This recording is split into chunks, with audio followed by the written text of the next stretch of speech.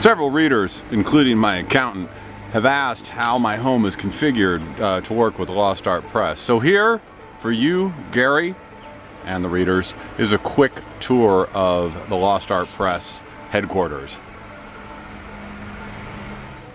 So there's the door to the outside. You can see I've got my saw stop cabinet saw, which is covered up in blankets most of the time because it's a drying station for finishing.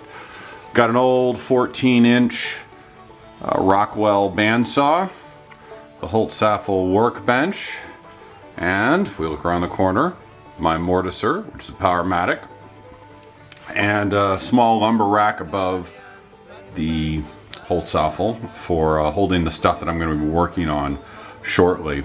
I have another lumber rack here, which is over my jointer, which is a 12-inch Northfield with a Shelix head. Thank you, Jameel Abraham, for selling that to me.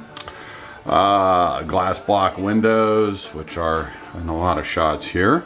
Penn State dust collector. Had it for, I don't know, 10 years or whatever. Works great. Love it.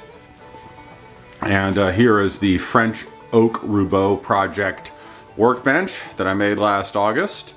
It sits underneath a window with a tool rack filled with tools that I need to reach immediately.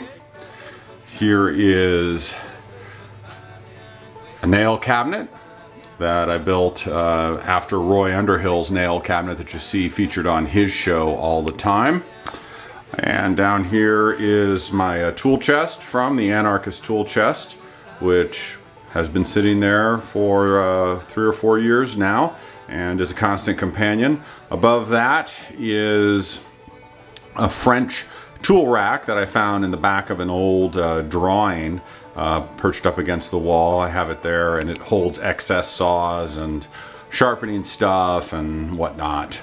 Over here we head left. I have my Grizzly drill press and my DeWalt planer, and of course the furnace, which seems to take up more floor space than anything else here in my shop. The whole shop here is 15 by 25 and is one of my favorite places in the whole house. Upstairs here in the front of the house, this is where I do most of my writing, research, and reading. I sit on the couch and type away. This here is one of the several bookcases that are filled completely with woodworking books here in the downstairs writing office, including lots of furniture I've made over the years, of course. Passing through the door on the end of that room is our sunroom, and here I have another workbench. This is one I built for my daughter. I work up here sometimes, though I haven't lately, and you can obviously tell that because the floor is so clean. This is where I store projects that are waiting to go to customers or waiting to go to photo shoots or just waiting.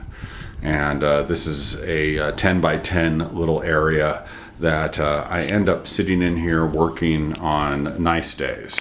So I get a nice view of the neighbor's yard and the street. Lovely. And this here is a copy of Gustav Stickley's personal chair. And boy, every time I sit in this, I am amazed at what a big butt this man must have had. Huge. Upstairs, this is the office that you don't see much on the blog, and this is my upstairs office where I do most of the page layout and design work for the books that Lost Art Press publishes. Once again, another huge floor-to-ceiling bookcase, all covered in woodworking books, filled with woodworking books. Our printers and scanners and chests that filled with junk, but this is where we do most of the hardcore data processing and video crunching and layout work in InDesign, Photoshop, and Illustrator. Continuing the theme of craploads of woodworking books, here are 2 more bookcases that are completely filled with woodworking books and some of the artwork that I collect. But this is what surrounds me as I look out of this window onto my neighbor's lawn and the birds that just totally infest the neighbor's house. Awesome view. That, by the way, is an original Limbert desk that I bought right after I got out of college. That was a gloat. Yeah, and this area looks a lot like Hoarders. This is the storage area where I store a lot of the stuff, including books and tools and crap I haven't reviewed and stuff I just can't get rid of here in the basement. Now, this used to be my old shop, and so if you think my new shop is small, this is only 10 by 12 and is pretty pathetic.